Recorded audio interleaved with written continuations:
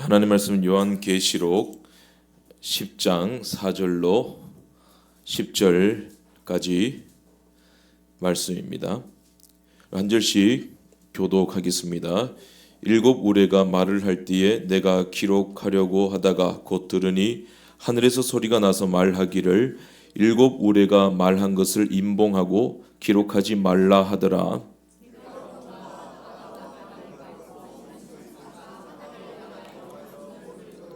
세세토록 살아계신 이 곧 하늘과 그 가운데 있는 물건이며 땅과 그 가운데 있는 물건이며 바다와 그 가운데 있는 물건을 창조하신 이를 가리켜 맹세하여 이르되 지체하지 아니하리니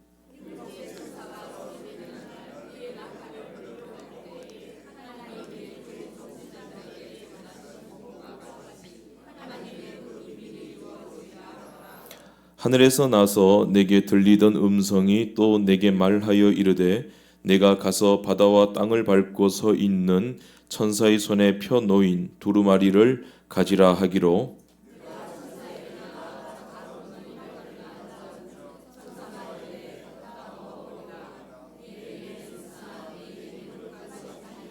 함께 읽습니다.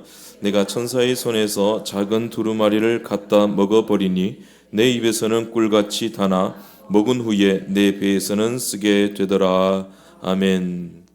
요즘 틈새 수납장 이게 유행을 합니다. 집안에 보면 애매모호한 작은 공간이 있어요. 구석에 냉장고와 또 이 벽 사이에 있는 작은 틈새, 그리고 뭐 문과 벽 사이에 있는 틈새, 애매모호하잖아요. 없애기도 그렇고 사용하기도 그렇고. 그러니까 거기 안에 이제 가구를 집어넣어 가지고 이제 거기 뭐 선반도 올리고 뭐 물건도 보관하고 되게 요긴해요. 그래서 그거 보면 위로가 됩니다. 계시록 7장과 오늘 읽은 10장 1절에서 6절은 계시록의 틈새 삽입과 같은 틈새 삽입 구절들입니다. 그러니까 여섯 번째 나팔 심판과 일곱 번째 나팔 심판 틈새에 끼어 들어가는 내용이에요. 그게 7장과 오늘 읽은 10장 1절에서 6절까지의 내용이다라는 겁니다. 되게 중요한 틈새 구절입니다. 계시록을 한편의 영화라고 이렇게 봤을 때 어떤 영화들 보게 되면 처음부터 전개가 정신없이 돌아가잖아요. 그러다가 중간중간에 결말을 조금씩 보여주는 게 있잖아요. 그 영화 무슨 요법인지 모르겠는데 틈새에 보여줘요. 결말은 이렇게 될 것이다. 해피엔딩이 될 것이다. 주인공이 살 것이다. 이런 것을 중간에 보여줘요. 그러면 이제 관객들이 눈치를 채잖아요. 그러면서 그 영화에 더 몰입을 하게 되고 또 위로를 받게 된다는 것이죠. 계시록 10장까지의 구조를 간단하게 이렇게 살펴보고 넘어가겠습니다. 일단 1장 1절부터 조금 하울링이 나오는데 좀 부탁드리겠습니다. 1장 1절에서 8절까지는 계시록의 서론 부분입니다. 그리고 나서 이제 1장 9절부터 3장까지는 소아시아 일곱 교회에게 하나님이 하시는 말씀인데 그 일곱 교회는 지상의 불완전한 교회, 전 세계에 오고 가는 모든 교회들을 대표하는 그런 교회입니다. 그러니까 이제 안디옥 교회부터 이제 나머지 버가모 교회, 빌라델비아, 서머나 교회 다 지상 교회를 대표하는 교회들이다라는 겁니다. 지상 교회를 대표하는 모든 메시지를 3장까지 성령께서 말씀하고 있다. 그리고 4장, 5장은 천상의 완성된 교회를 보여줍니다. 이 땅의 교회들은 불완전하지만 천상의 완전한 교회, 주님이 다시 오시면 완성하실 그 교회를 보여줍니다. 이 영광이 너희들을 기다리고 있으니까 너희들 위로를 받고 힘을 내어서 끝까지 견디는 자가 되어라. 끝까지 순교하여라. 그런 말씀을 하고 있다는 겁니다. 그리고 6장에 넘어오면 드디어 첫 번째 인을 이제 뗍니다. 첫 번째 인에서 여섯 번째 인까지의 재앙이 나옵니다. 지난번에 기억하실지 모르겠지만 6은 미완성된 숫자입니다. 그래서 부정적인 것들을 묘사하고 있고 7부터는 이제 하나님의 구원과 영광은 요한계시록에 계속 나오게 되는 겁니다. 완성된 숫자니까. 여섯 번째 인까지의 재앙이 나오고 6장 끝에 이렇게 말씀합니다. 이렇게 무시무시한 하나님의 진노가 떨어지는데 이 앞에 누가 서겠느냐? 예외 없을 것이다. 교회가 설 수 있겠느냐? 의인이 설 수 있겠느냐? 죄인은 말할 것도 없다. 그렇게 말하고 있어요. 그런 다음에 이제 7장입니다. 첫 번째 틈새 삽입장인데 하나님 앞에 누가 서겠느냐? 그 질문에 대한 대답으로 7장은 이렇게 말합니다. 있지. 14만 4천 허다한 무리, 주님의 몸된 교회, 하나님의 성도, 창세전에 하나님께서 택하셔서 그 생명책에 기록한 자들, 하나님의 인을 받아서 안전한 교회, 천상에 완성된 교회, 그 성도들이 바로 하나님 앞에 당당히 설 자들이다, 그렇게 말하고 있어요. 그리고 8장으로 넘어와서 이제 마지막 일곱 번째 인이 떼지고, 그리고 이제 나팔 재앙이 시작이 됩니다. 이 나팔 재앙도 인 재앙의 내용과 같은 구조로 반복이 되고 있습니다. 조금 더 이제 구체화되는 거예요. 재앙들의 내용들은 거진 같습니다. 근데 좀 더 구체화된다, 또 긴박해진다, 더 피부에 와닿도록 하신다, 그런 내용들이다라는 겁니다. 이렇게 9장까지 무시무시한 6나팔의 재앙이 나오고, 또 이렇게 말합니다. 이 무시무시한 재앙에도 이 인간들은 회개하지 않더라라는 겁니다. 이게 세상입니다. 이게 죄인입니다. 하나님, 저 사람 좀 깨닫도록 뭐 또 치시든지 뭐 그런 마음, 못된 마음 들 때 있잖아요. 뭐 사업이 부도 나든지 뭐 교통사고 나든지 좀 깨달았으면 좋겠다, 이 못된 마음 들 때 있잖아요. 근데 하나님 그렇게 하지 않으세요. 왜 그러냐면 그 재앙으로, 심판으로는 사람이 깨닫지 못하는 겁니다. 그 심판이 이루어지고 재앙이 있으면 있을수록 사람들의 마음은 더 완악해지는 거예요. 회개치 아니하더라. 9장 20절 보세요. 그 손으로 행한 일들을 회개하지 아니하고, 21절에 또 그 살인과 복술과 음행과 도둑질을 회개하지 아니하더라. 성도들은 이런 모습을 보면서, 회개치 않는 세상을 보면서, 교회를 보면서 마음이 낙심되는 거예요. 그래서 소돔성에 있던 롯이 그 소돔성의 죄악을 보면서 그 의로운 심령이 상했다 그러잖아요. 성도들의 마음이 상합니다. 언제 이 세상에 희망이 있을까? 언제 회복이 될까? 어떻게 하면 회개하고 돌아오게 될까? 그렇게 의로운 심령이 상해서 낙심하고 있는 성도들에게 성령께서는 계시록 10장을 갖다 확 집어넣어 버리시는 거예요. 그 틈새에다가 하나님의 심판과 회개치 않는 인간 역사의 틈 사이에 10장을 확 집어넣어서 틈새에 끼워 넣어서 우리의 상한 마음을 위로하신다라는 겁니다. 그게 오늘 본문이다라는 겁니다. 오늘 1절 보겠습니다. 오늘 1절을 보면 또 힘센 다른 천사가 하늘에서 내려왔다 말합니다. 힘센이란 말은 강하다라는 뜻입니다. 능력이 있다라는 뜻입니다. 능력 있고 강한 그 힘센 다른 천사가 하늘에서부터 내려왔다라는 겁니다. 성경에는 여러 면에서 힘센 천사들을 이렇게 보여주고 있습니다. 그런데 이 천사, 1절에 내려온 이 천사는 어떤 천사냐면 계시록 5장에 나오는 그 천사예요. 계시록 5장 2절에 나와서 누가 책을 펴며 그 인을 떼기에 합당하냐라고 물었던 그 천사와 동일한 천사입니다. 그리고 이 천사는 계시록 8장에도 나옵니다. 그 유명한 절이죠. 계시록 8장 3절에 보면 금향로를 가지고 그 대접에다가 모든 성도들의 기도의 향을 받아서 그 많은 향을 그 하늘의 금제단 위로 올려가는 그 천사입니다. 그 천사, 5장에 나오는 천사, 금대접을 받아서 그 향을 들고 올라가는 그 천사, 그 천사가 바로 오늘 10장 1절에 하늘에서 내려온 힘센 다른 천사다라는 것입니다. 그런데 우리가 유념해야 될 것은 뭐 그렇게 중요한 것은 아닌데, 이 힘센 천사가 예수님은 아니에요. 구약에는 그 예수님이 인간의 몸을 입고 이 땅에 오시기 전, 신약에 때가 되어서 이 땅에 오시기 전까지 구약 시대에는 예수님께서 종종 천사의 모습으로, 어떤 사자의 모습으로 나타나셨습니다. 그러나 성육신하신 이후로부터는 천사의 모습이나 뭐 하나님의 사자의 모습으로는 등장하지 않습니다. 성경 그 어느 곳에도 나오지 않습니다. 계시록에도 등장하지 않습니다. 예수님은 성육신하신 그 모습 그대로 오시는 겁니다. 자, 예수님께서 성육신하시기 그 전까지는 인간의 몸을 입고 성육신하신 그 모습으로 계신 적이 없습니다. 말씀으로 계셨습니다. 로고스로 계셨습니다. 근데 그 로고스이신 말씀이 요한복음 1장에 말씀이 육신되어 이 땅에 오실 때 인간의 몸을 입고 오신 거예요.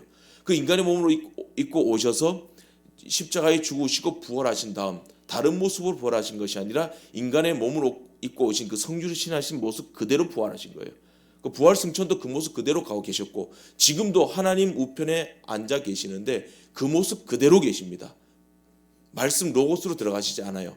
몸으로 오신 육신이신 성육신하신 예수님 그 모습 그대로 계시고 그 모습 그대로 다시 오십니다. 그리고 그 모습 그대로 영원히 우리와 함께 사십니다. 이걸 믿으셔야 되는 겁니다. 그래서 육신의 부활을 믿으라 할 때 예수님을 생각하셔야 되는 것입니다. 그 예수님은 계시록 전체를 봐도 천사의 모습으로 나타나신 적이 없습니다. 근데 하지만 이 천사는 예수님의 명령대로 행하는 천사다라는 겁니다. 예수님을 대신해서 그 메시지를 예수님의 심부름꾼으로 지금 10장 1절에 내려와서 그 예수님의 메시지를 다 전하고 있다는 겁니다. 그러니까 예수님을 묘사하고 예수님을 대표하는 모습이다. 예수님을 상징하고 있기 때문에 예수님의 모습으로 보셔도 문제는 없습니다. 예수님이 그렇게 나타나시는구나, 말씀하셨구나, 그렇게 받아들이시면 된다는 겁니다. 1절을 다시 한번 보시면 구름을 입고 하늘에서 내려왔다라고 되어 있는데, 구름이라는 말씀을 하고 있어요. 왜 이런 말씀을 하시냐면 예수님께서 부활하시고 하늘로 승천하실 때 구름을 타고 올라가셨습니다. 구름이 저를 보이지 않게 하셨다라고 사도행전 1장 9절에 말씀하고 있어요. 그러니까 제자들이 구름이 가렸으니까, 물끄러미 그 하늘을 쳐다보고 있으니까 천사가 말하잖아요. 뭘 그렇게 쳐다보고 있냐고.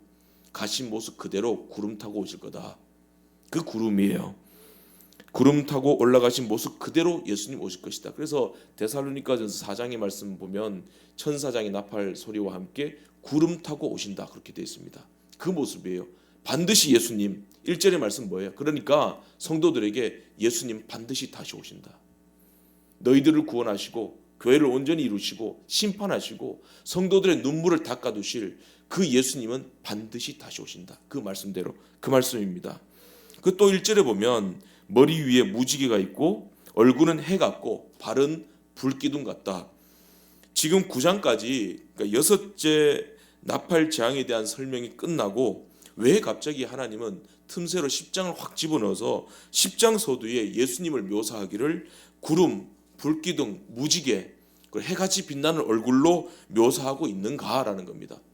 이 모든 묘사들은요, 구원의 예수님을 보여주고 있는 거예요. 심판하신 예수님을 보여주시는 거예요. 그러니까 심판은 죄인들에게는, 사탄에게는 이것이 무시무시한 예수님이시지만 구원을 얻은 우리에게는 하나님의 능력이고 축복이고 그리고 완전해지는 그리스도의 신부로 단장되는 그런 모습이라는 겁니다. 복음이라는 것이죠. 그러니까 하나님께서 출애굽한 이스라엘 백성들을 광야길 가운데 인도하실 때 무엇으로 인도하셨습니까? 구름기둥과 불기둥으로 인도하셨습니다.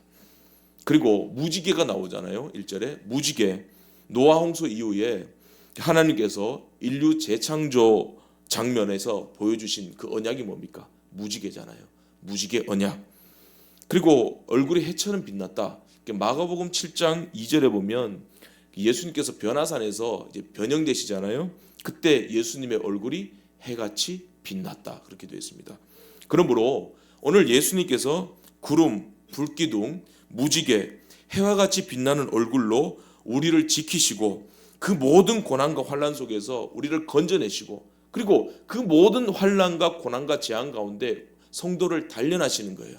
그래서 정금같이 나오도록 만드셔서 마침내 영광스러운 그리스도의 신부로 만들어 가실 것이다 라는 하나님의 계획을 펼쳐 보여주시는 말씀이다라는 겁니다. 이 작은 틈새로 보여주시는 하나님의 위로가 꽤 달달합니다. 그죠? 원래 틈새로 보여주셔야 돼요. 다 보여주면 재미없습니다. 설교도 그렇잖아요. 너무 길면 지루해서 안 들어요.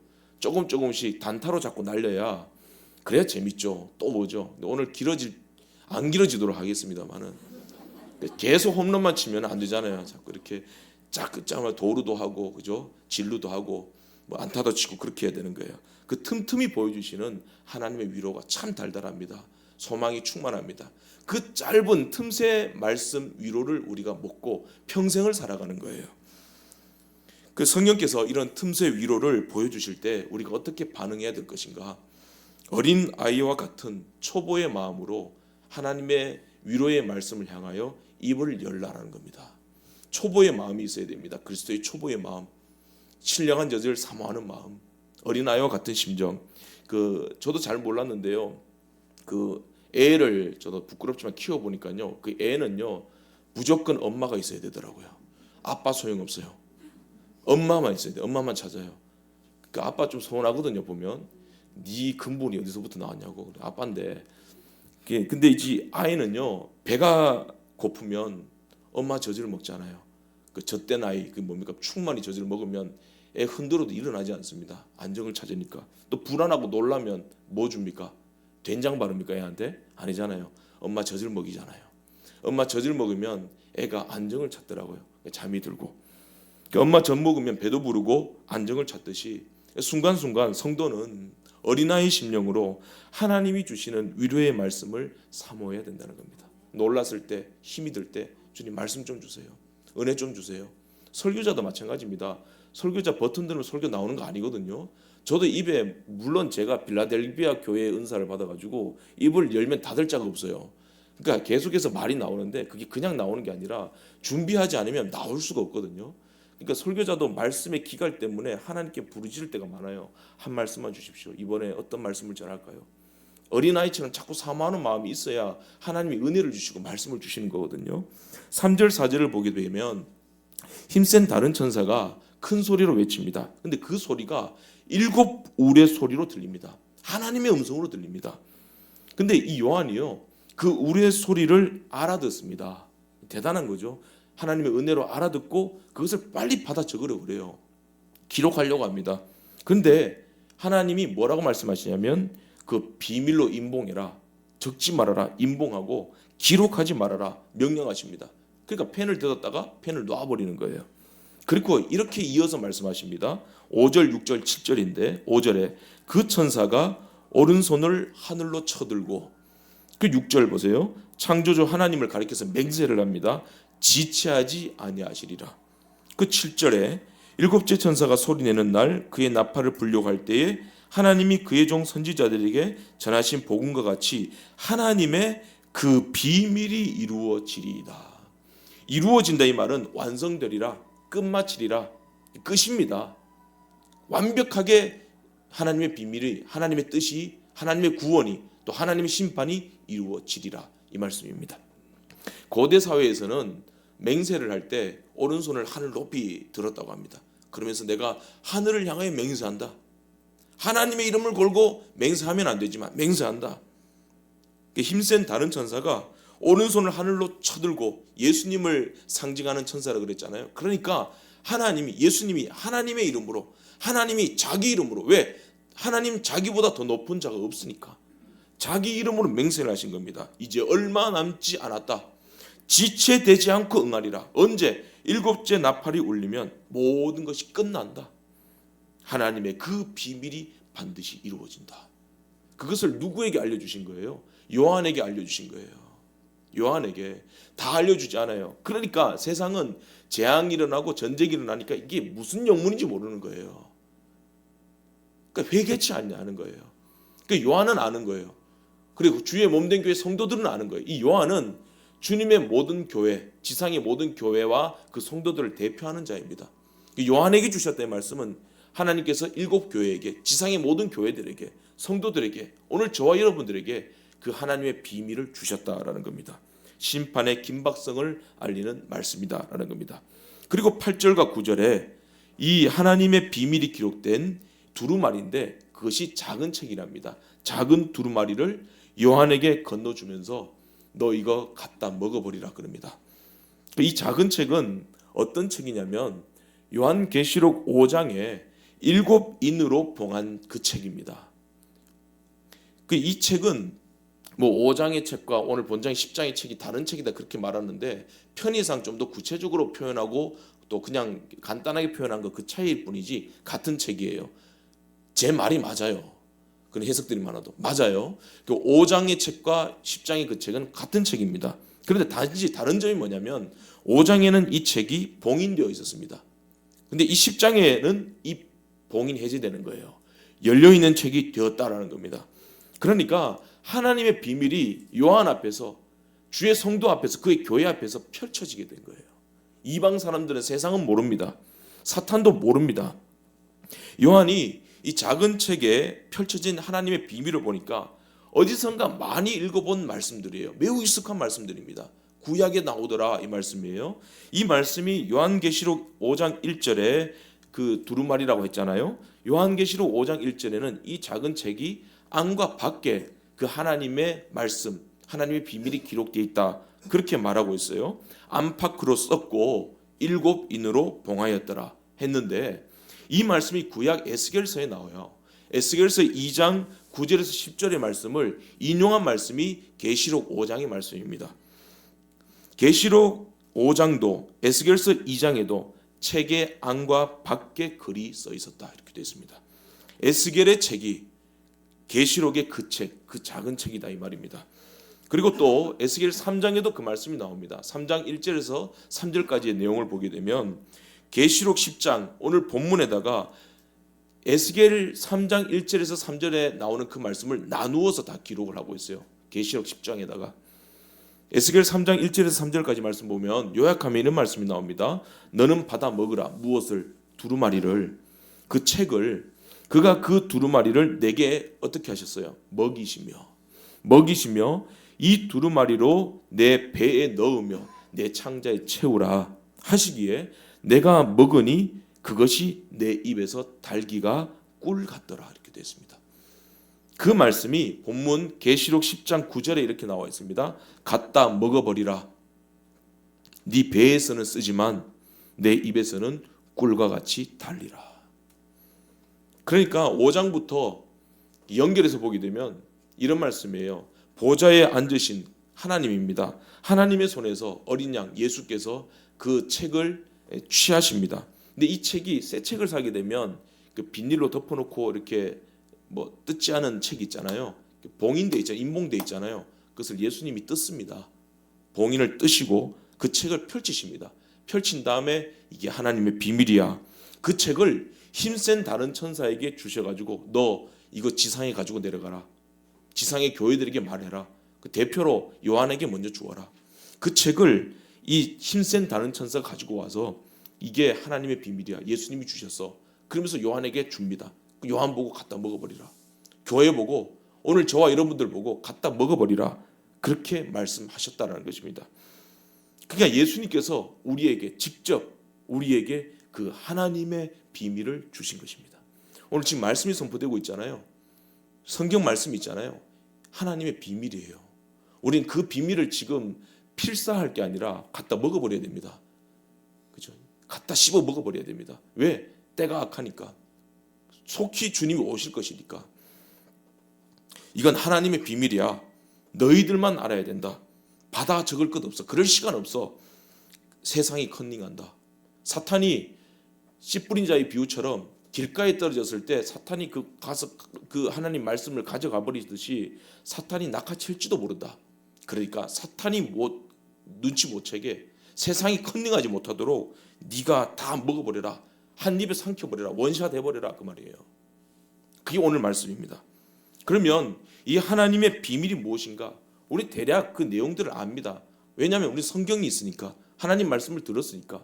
그리고 이 말씀은 예수님이 뭐라고 말씀하셨습니까? 구약과 신약의 이 모든 말씀은 다 나를 증거하는 것이니라 했습니다. 그래서 결국 하나님의 말씀, 하나님의 비밀, 이 말씀은 예수님이에요. 예수님에 관한 기록들입니다.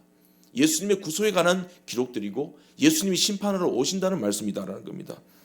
하나님의 비밀은 하나님 말씀 속에 있는데 오늘 7절에 그 비밀의 내용이 정확하게 나옵니다. 일곱째 천사가 나팔을 불 때 이루어진다 했는데 계시록 11장 15절에 이제 이렇게 말씀합니다. 이르되 세상 나라가 주와 그의 그리스도의 나라가 되어 그가 세세토록 왕노릇 하시리로다. 하나님의 비밀이 결국 무엇입니까? 예수 그리스도입니다. 복음입니다. 예수님께서 십자가에 달려 죽으시고 부활하시고 부활 승천하셨습니다. 그 예수님이 장차 이 땅에 재림주로 오셔서 심판주로 오셔서 하나님의 나라를 완성하시고 하나님의 구원을 이 땅에 이루어 완성하신다는 겁니다. 그리고 세상은 심판하시는 겁니다. 사탄과 함께 그 세상과 불신자들은 사탄과 함께 지옥에 던져버리시는 거예요. 그리고 교회와 성도들은 그 눈물을 주님이 직접 닦아주시고 주와 함께 영원히 왕노릇하게 된다라는 것입니다. 여기서 이 비밀을 하나님께서 요한에게 그 교회들에게 주셨는데 그냥 주신 것이 아니라 갖다 먹이셨다는 것이 중요합니다.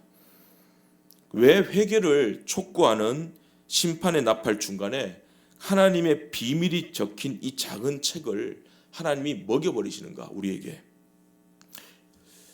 그러니까 이제 우리의 의지가 없는 거죠. 하나님 강제로 먹여버리시는 거잖아요. 전적인 하나님의 어떤 열심입니다. 이게 무슨 말이냐면 인간은 심판 사이에 먹이시잖아요. 심판으로는 회개하지 않기 때문입니다. 계시록 9장은 하나님의 무시무시한 심판을 보고 또 직접 당하면서도 어리석은 죄인들은 세상은 회개하지 않는다는 겁니다. 그게 우리의 모습이에요. 여러분 좀 가난하고 뭐 이런 말씀 하시더라고요. 목사는 좀 가난해야 된다고. 가난해야 하나님 찾는다고. 그럴 것 같아요? 가난하면 더 안 찾습니다. 하나님 내 책 사볼 돈 없어요. 하나님 계시는 거 맞나요? 목사가 더 타락합니다. 목사도 있어야 돼요. 있으면 주님 찾느냐? 또 그렇지도 않아요. 있어도 없어도, 고난이 있어도 없어도 주님 찾을 것 같아요? 우리 죄인입니다. 안 찾습니다. 회개하지 않습니다. 그럼 어떻게 회개하는가?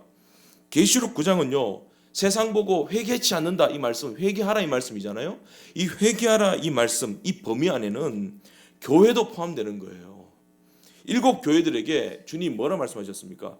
회개하라 그랬잖아요. 교회도 회개해야 된다. 그럼 교회는 어떻게 회개할 것인가?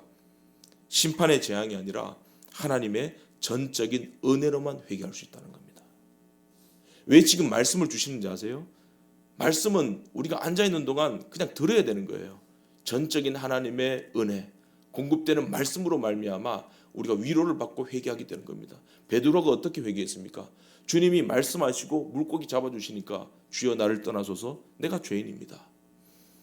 갈릴리가 예수님을 부인하고 부활하신 예수님이 베드로 찾아오셔서 묻잖아요.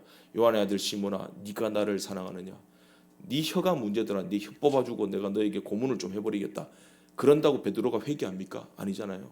어떤 목사님은요 네가 나를 사랑하느냐 이 말을 자기식으로 해석해서 베드로야 너 진심이냐 그랬대요. 그거 되게 위로가 돼요. 네 진심이냐? 그때 베드로가 회개하잖아요. 주님 내가 주님 사랑하시는 줄은 주님이 압니다. 나도 모르겠습니다. 회개입니다. 창세기에 노아 홍수로 하나님께서 땅에 기식하는 모든 것들을 하나님께서 죽이셨습니다. 그리고 노아와 그 가족들이 방주에 나와서 하나님께 번제를 드리잖아요. 그런 다음 하나님께서 뭐라고 말씀하십니까? 내가 이제 다시는 이런 식으로 세상을 쓸어버리지 않겠다. 근데 세상을 이런 식으로 쓸어버리지 않겠다 하신 이유가 이 홍수로 사람들이 뉘우쳤기 때문에가 아니라 노아의 가족들이 회개했기 때문에가 아니라 이렇게 말씀합니다. 원래 사람의 마음이 어려서부터 그 생각하는 것이 악한지라 재앙으로는 회개할 수 없을 만큼 인간의 마음이 심히 부패했기 때문에 엄청나게 타락했기 때문에 아무리 재앙을 주고 벌을 주고 심판해도 그저 죄인들은 깨닫지 못한다. 왜? 죽은 시체니까.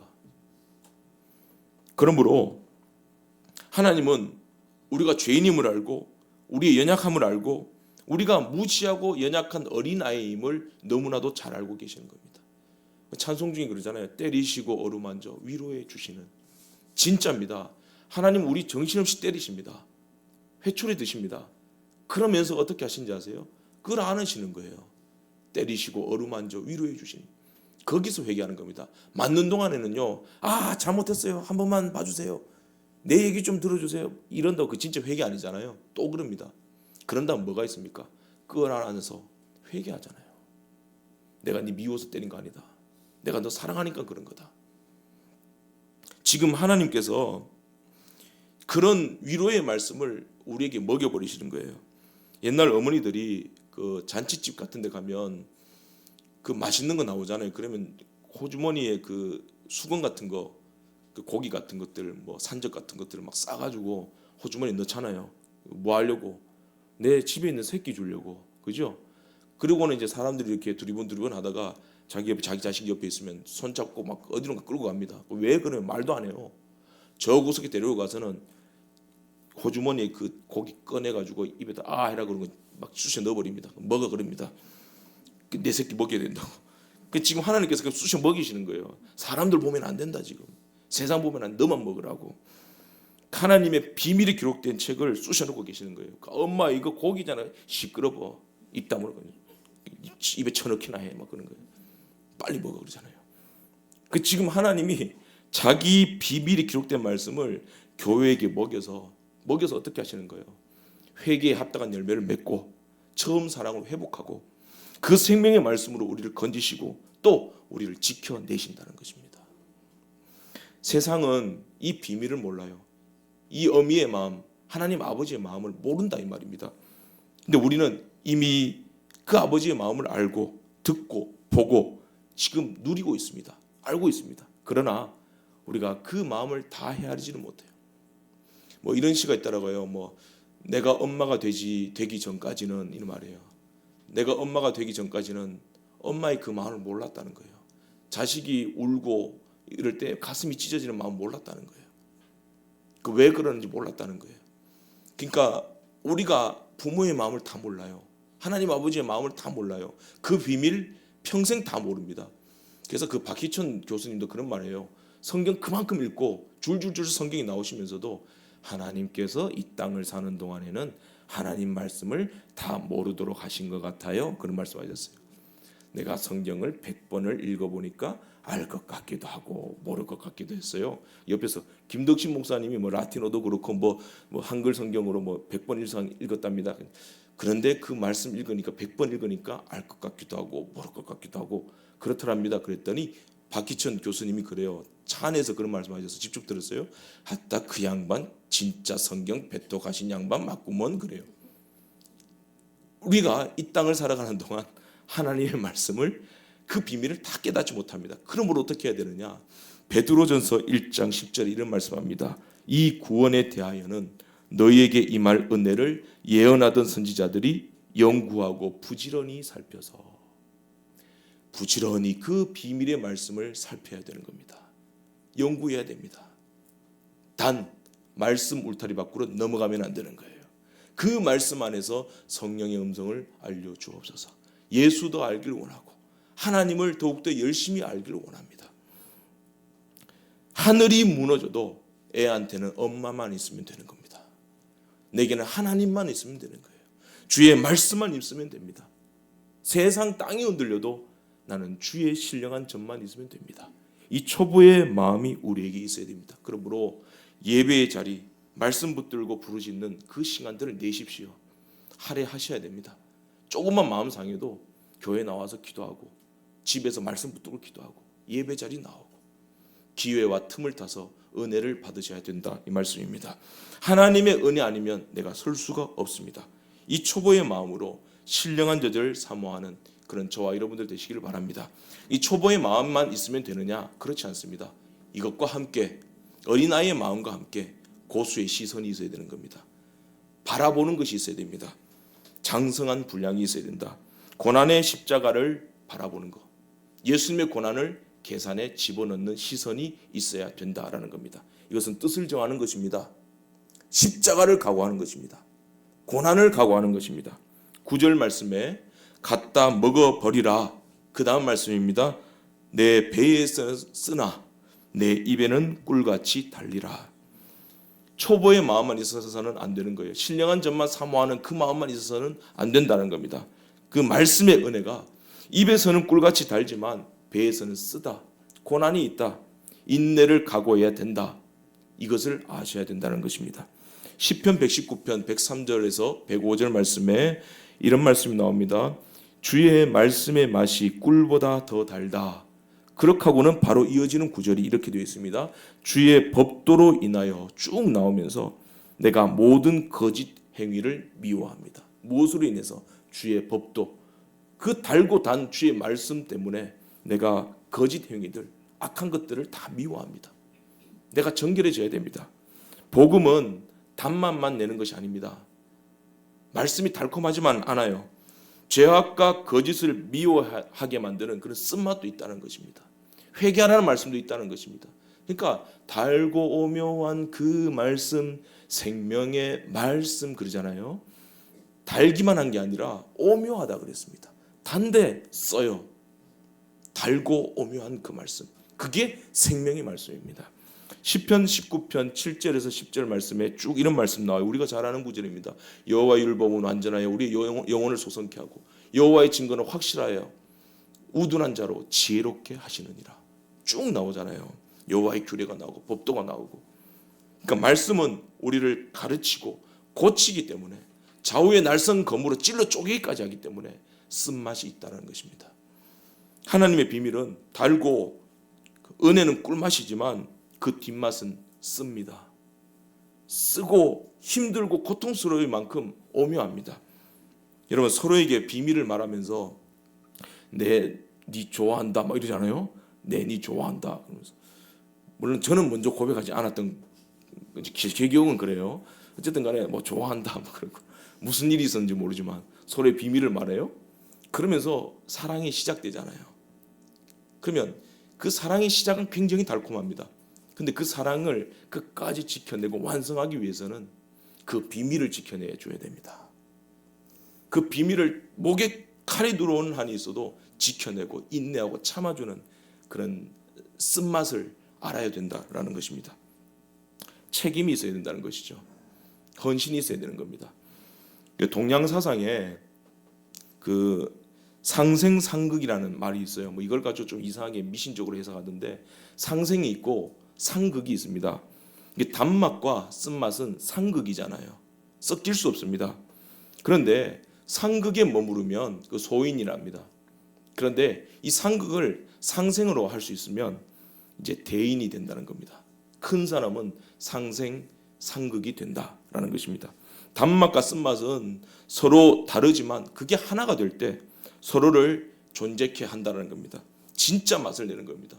너는 세상의 빛이라, 세상의 소금이라 그랬습니다. 그 소금이 짜잖아요. 좋은 역할만 합니까? 부패를 방지하잖아요. 그죠? 간만 조절하는 게 아니라 부패를 방지합니다. 쓴맛과 단맛이 다 있다는 겁니다. 그럴 때 소금이 되는 거예요. 그래야 썩지 않는 거예요. 하나님께서 우리에게 주신 은혜가 뭡니까? 은혜를 주신 이유가 뭡니까? 빌립보서 1장 29절, 그리스도를 위하여 너희에게 은혜를 주신 것은 다만 그를 믿을 뿐 아니라 그와 함께 고난도 받게 하심이니라. 로마서 8장 17절 이는 말씀합니다. 자녀이면 또한 상속자 곧 하나님의 상속자요 그리스도와 함께한 상속자니 우리가 그와 함께 영광을 받기 위하여 고난도 함께 받아야 할 것이니라. 우리가 하나님의 자녀가 되었습니다. 이것은 달달합니다. 단맛입니다. 신령한 자들 사모하면 되니까. 그런데 책임이 따릅니다. 자녀이면 또한 상속자이니 책임이 있다는 겁니다. 상속자는 성숙한 자만이 감당할 수 있어요. 여기 상속자인 말은 싱클레로로모스라는 말인데 공동 상속자다. 이게 무슨 말이냐면 참 재미있습니다. 하나님 나라를 상속을 받는데 예수님과 우리가 공동 명의로 상속받는다 이 말입니다. 그러니까 예수님과 함께 우리가 상속을 받는다 이 말이에요. 공동 명의로. 그러니까 갈라디아 2장 20절에 그리스도와 함께 죽고 그리스도와 함께 산다. 이게 뭐냐면 예수님과 공동 명의야 그 말이에요. 하나님의 나라는 공동 명의로 상속받는 거야. 예수님께서 받으신 모든 분깃을 우리는 함께 받는다 그 말씀입니다. 그런데 예수님께서 하나님께 받으신 것들 중에 고난이라는 것도 있다라는 것입니다. 십자가의 고난 하나님께로부터 받은 것입니다. 그것도 우리의 기업입니다. 당연히 공동상속자인 우리도 교회도 그 고난을 예수님과 함께 받아야 되는 겁니다. 예수님이 고난 당하셨으니 나도 고난 당하고 예수님이 자기 십자가 지셨으니 우리도 자기 십자가 지고 예수님을 따라가야 되는 것입니다. 누가복음 14장 26절 이하에 그런 말씀 나오잖아요. 망대를 세우려 하느냐? 그 망대를 세운다면은 망대 세울 때 돈이 얼마나 들지 예산도 안 하고 네 망대를 세우느냐? 또 전쟁에 나갈 때 전쟁에 이길지 질지 너 계산도 하지 않고 전쟁을 시작하느냐? 계산해야 될 것이 아니냐 그 말입니다. 이게 마찬가지로 예수님을 믿고 하나님의 자녀로 이 땅을 살아간다라고 말하면서 예수님의 십자가는 계산에 넣지 않고 고난은 각오하지 않고 하나님의 온전한 상속자가 되려고 하느냐? 그 영광을 네가 누리려고 하느냐? 그 모순이다 그 말씀입니다. 생각건대 현재의 고난은 장차 우리에게 나타날 영광과 좋게 비교할 수 없도다 그랬습니다. 영광을 예수와 함께 누리려면 예수와 함께 고난도 받아야 되는 것입니다. 쓴맛도 견뎌내야 된다라는 것입니다. 방주를 짓던 노아를 세상이 비웃었습니다. 마찬가지입니다. 세상은 교회를 비웃습니다. 참된 성도를 비웃습니다. 말씀을 전하는 참된 주의 목자들을 비웃습니다. 그는 말씀을 먹었고 노아는 말씀을 먹었고 그 말씀대로 살았기 때문에 산 위에서 조롱을 당한 것입니다. 성도는 하나님의 말씀으로 사는 존재입니다.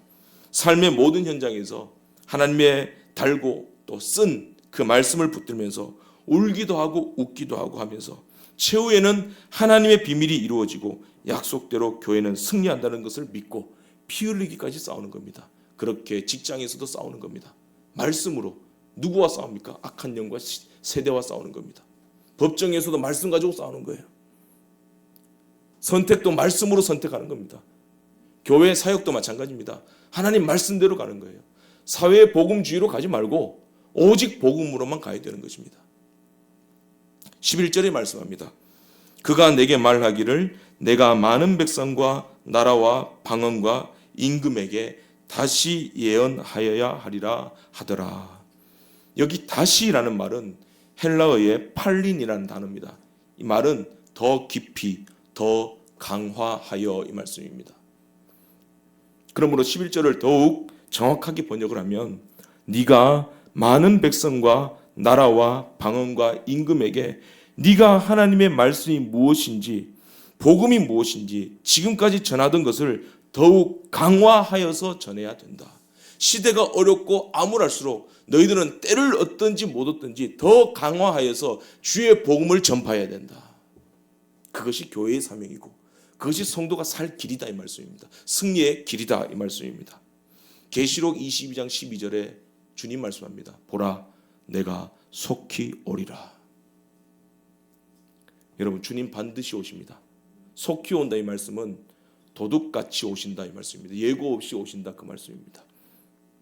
오셔서 세상을 심판하시고 주님의 성도인 우리와 함께 공동 상속자로서 하나님의 나라를 상속받게 하실 것입니다. 그때까지 우리는 어린아이처럼 입을 벌려서 하나님의 말씀을 받아먹고 눈을 들어 예수님과 함께 고난을 당하고 성령께서 우리와 동행하심으로 끝까지 복음을 전파하면서 하나님의 비밀인 말씀 위에 더욱 굳게 서 있어야 될 것입니다. 그것이 성도의 사명이고 그것이 교회의 승리이고 하나님 나라의 영광인 것입니다. 기도하겠습니다. 하나님 아버지 은혜를 감사합니다. 오늘도 주의 하나님의 비밀의 말씀을 우리에게 먹여주셨사오니 이 달콤하고 은혜로운 이 말씀을 삶에서 인내로서 열매를 맺게 하여 주시옵시고 100배의 결실을 이루기까지 하나님의 그 비밀이 온전히 이루어질 때까지 쓰디쓴 인내를 감내하고 주님을 따라 십자가 지고 끝까지 주의 사명을 잘 감당할 수 있는 복된 주의 성도 거룩한 주의 교회 되게 하여 주시옵소서. 세상으로 나갑니다. 주의 성령께서 이길 수 있는 힘을 더하여 주시옵소서. 예수님의 이름으로 기도드리옵나이다. 아멘.